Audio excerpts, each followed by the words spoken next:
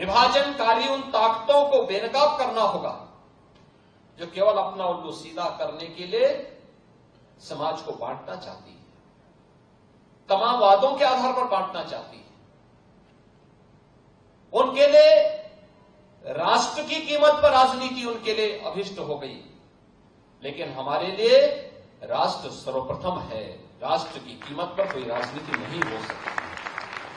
हमें चुनना होगा, पहले राष्ट्र को चुनेंगे, उसके लिए किसी भी प्रकार के बलिदान देने के लिए तैयार होंगे, लेकिन उसकी कीमत पर कोई राजनीति स्वीकार्य नहीं है। लेकिन आज जिस प्रकार के दृश्य दिखाई दे रहे हैं, जिस प्रकार की बातें हो रही हैं, जिस प्रकार की चीजें चल रही हैं, आपने देखा होगा इन सब के मुंह बंद है बांग्लादेश की घटना पर। कोई बोलना नहीं चाहता क्योंकि उन्हें भय है, अगर वो बोलेंगे तो उनके वोट बैंक खिसकते हुए दिखाई देंगे। उनके पैरों के नीचे की जमीन जिस पर वे लोग खड़े हैं, वे अंगारे उनको ही जलाते हुए दिखाई दे रहे होंगे, और इसलिए वे मौन हैं, बोल नहीं सकते। जो लोग दुनिया के अंदर अन्य मुद्दों पर मुख्यमंत्री योगी आदित्यनाथ ने कहा कि भगवान श्री कृष्ण के ब्रज की पहचान आस्था, कला, विश्वास, संस्कृति व प्रेम से है। हमारे पास लंबी विरासत है, संतों ने इसे संभाल कर रखा और कथा, भोजपत्रों, पंडुलियों, गुरु शिष्य परंपरा के माध्यम से संरक्षण किया है। दिखाई दे रहा है क्योंकि हम मंदिर तोड़े जा रहे हैं और हिंदू मारा जा रहा है, संतों पर अत्याचार हो रहा है, और इसीलिए हम सबको वर्तमान की इन चुनौतियों को देखना पड़ेगा। याद करना, 1947 के पहले बांग्लादेश भी भारत का हिस्सा था। हमें ये नहीं भूलना चाहिए।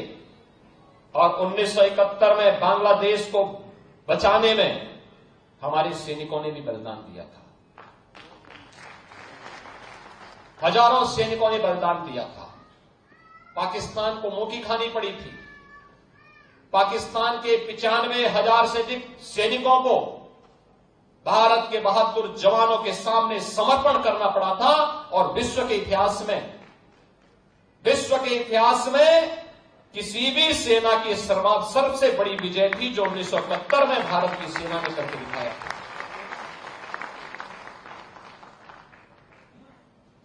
इसलिए हम सबको वर्तमान में अपने आप को उसके लिए तैयार करना होगा, देखना होगा। यह देश रहना चाहिए, सनातन धर्म हर हाल में रहना चाहिए, हमारी विरासत का हर हाल में संरक्षण होना चाहिए, और उसी विरासत के संरक्षण की दिशा से ये विकास के कार्य उसके साथ जोड़े जा रहे हैं, उसको आगे बढ़ाने का काम हो रहा है।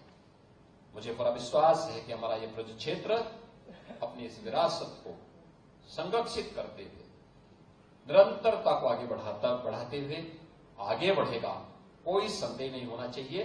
और मैं आपको इस बात के लिए आश्वस्त करता हूं कि केंद्र और राज्य शासन दोनों मिलकर के इस अभीष्ट लक्ष्य की प्राप्ति करने के लिए जो कुछ भी सर्वोत्तम होगा वो हम करेंगे, हम लोग करेंगे।